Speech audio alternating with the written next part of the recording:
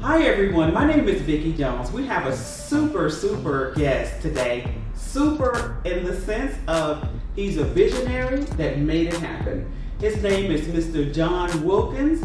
He is the owner of Groovy Blues House of Smokes located in McDonough, Georgia.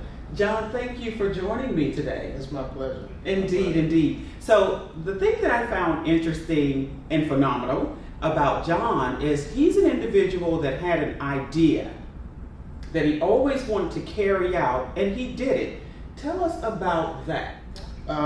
We started the business. It actually started January of 2020. Everybody knows the pandemic hit in March, so a lot of things got pushed back, but we were able to proceed and open up officially in August. Like I said, it's been a dream that actually manifested. I prayed every day. I never gave up. God led me in the right direction, put me in the right path for certain people, and here I am today. The humidor. This is where we keep all our cigars. And you know, one thing about cigars have to be at a certain temperature along with a certain humidity. Without that, you feel like sometimes you're smoking a paper bag. What was it like for you to go into an actual location versus most businesses start with the internet? Right. Great question. I think, for one, starting off, I went to several different locations trying to find the perfect spot. And when I say perfect, a lot of times it doesn't necessarily just include location. It actually has to do with finances as well. Rent, those things have to make sense. Everything. If we can't think in the now and say, I can handle this now, let's think in the long run. Let's make sure that it's going to make sense a year down the line. So nothing really made sense. The gentleman that was going to do all of our painting and build out, he pointed me to this location. When I saw it, I fell in love with it. We went and negotiated. Everything worked as I would think or hope it would. When I say that, it makes me think of something else, and I hope I'm not getting off course when I say this. But I go back and I know I've talked about church and blessings and God already, but all those things come to play with where I am. Listening, a lot of times directions and that we go in, it doesn't come from where we expect it to. So a lot of times we push it away when we're not understanding that God works in mysterious ways. So those blessings come to you in a way that you don't expect it to come. And instead of me not listening to him, because I figured he was just here to do a job, I listened, and here I am, which worked out great. So I say that to say, just because things come to you in a way that you don't expect it to, don't think it's not coming from God. It's not a blessing.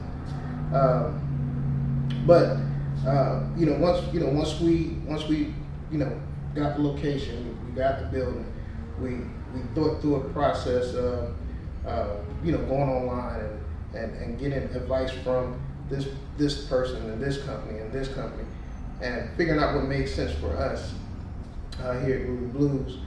And then it was a thought process. Then it was standing in this empty building for hours sometimes with a pen and paper and just asking the Lord to just allow me to see or hear, his direction. And I think that's why, when you mentioned a calm, I think that's why there's a calm in here.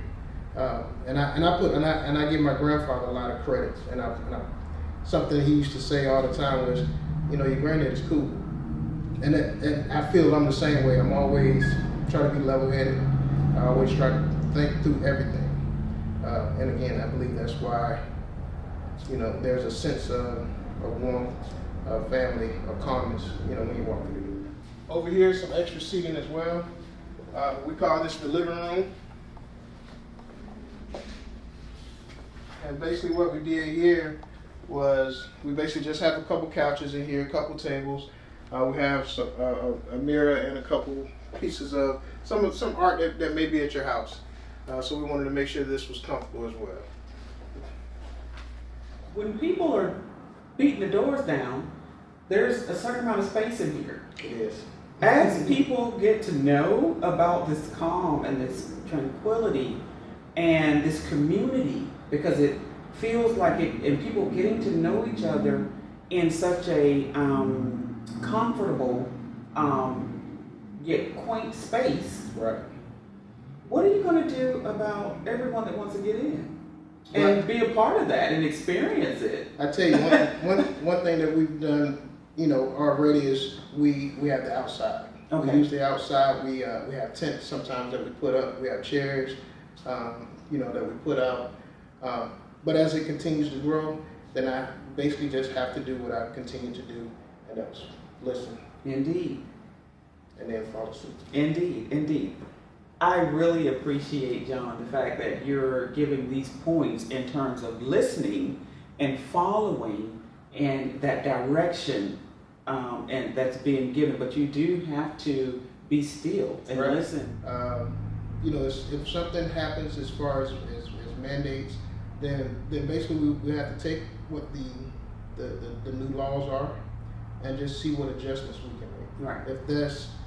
If there's someone having to pull up to a parking space and call in, and we have to go outside and do those transactions that type of way, we'll figure it out, because I don't believe I'm here to fail.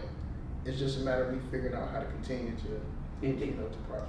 Indeed. Okay, so the products. What Yes. in addition to this ambiance, guys, you have to stop by Groovy Blues here on Highway 20 West in McDonough, Georgia. This is where John Wilkins' business is located. Groovy Blues is in a space right, I have to say, one of the landmarks is right behind Chick-fil-A on Highway 20 West, because that's a big one there. Right. But when you come in addition to that ambiance that's here, he also offers products. Now, clearly, that is a part of the business. Right. And what are those products? I don't smoke cigars, but I've come to understand through John and looking at his Instagram, which we'll get that information in a minute, that the cigar community is a big one. I do.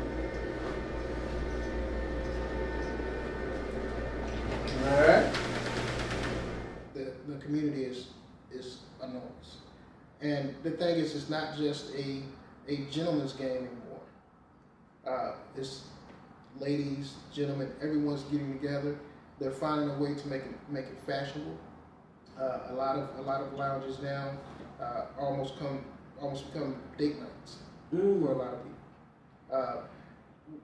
We don't have to look at the wall, but there's a couple of pictures that I actually have up that I actually reached out to the cigar communities on 3 of my several cigar pages that I'm on, and asked for pictures of couples. And at least 2 or 3 of my pictures that's on the wall now are from actual people that I've never met, but they're in the cigar community, that sent me photos of their couple photos. So again, a lot of times this is becoming a family thing. I just saw a wedding the other day, and they took pictures with their cigars in their hand. Wow. So it's much larger than many would think. Oh, okay. And you'll see in this particular segment, we can. So these are actual people. Well, I see Jay-Z over there with his cigar. I don't know. That's one that I recognize. So there's one in the corner of one of my regulars that come in, one of my guests that come in. Right above it is a couple's picture that we received from me asking for pictures. Okay. And a little further down, there's another picture. Okay, I see. Of a couple that actually sent me in, their pictures. The other ones I just kind of found and thought just brought a realness and calmness to the establishment. Indeed. Okay, so the products that you offer obviously are cigars. Yes. Yes.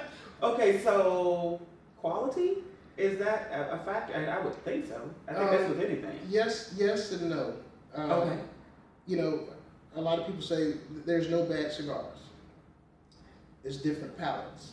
Mm.